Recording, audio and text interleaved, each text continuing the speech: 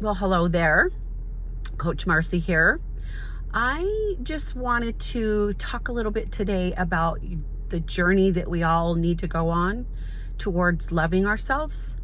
And it's just something I've been thinking about a lot lately. I mean, that's mostly what I coach my clients on, is loving and accepting themselves.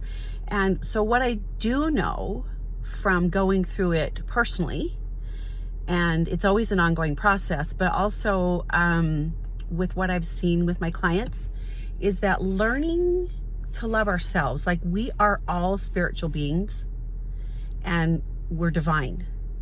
And so there's a remembering of that, of like who we are, that we come from, we have a heavenly father and mother, and that we're spiritually begotten from them. And so we're divine. And so there's that, but part of what we have to go through on earth of learning to love ourselves is like, in a way, to me, it feels like it takes courage to believe that you are worthy and good, like that there's nothing wrong with you.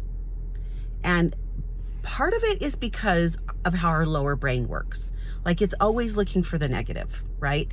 And so it feels like courage, at least for me, like to go opposite of that. And then we've got all these labels and experiences that we've had as we've gone through our life that contributes to a belief system that we walk around with about ourselves. And so to uncover the layers, like we got to peel them back and find your you, like deep inside, and then let her out. And when we do that, when we peel it back and then we're like, find us, it's kind of like it's a gut check to like decide that we're done believing that there's something wrong with us, and that we're going to love ourselves, and that we're worthy and we're good. And so once that happens, once we have that experience, then it's a continual remembering of who we are, and a continuing to nurture and love and believe in ourselves, because we have that human brain. And so it's a continual remembering and a continual nurturing. And this creates like a sweet best friend, like love oneself harmony inside of us. Like we treat ourselves so much better. We love ourselves and we see our goods and we don't beat ourselves up.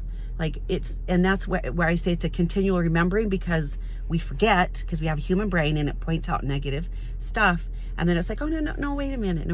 I know who I am. And there's I'm not bad. There's nothing wrong with me. And so it's kind of like we're home, we're safe. We have our own back. And yes, we are good and we love ourselves.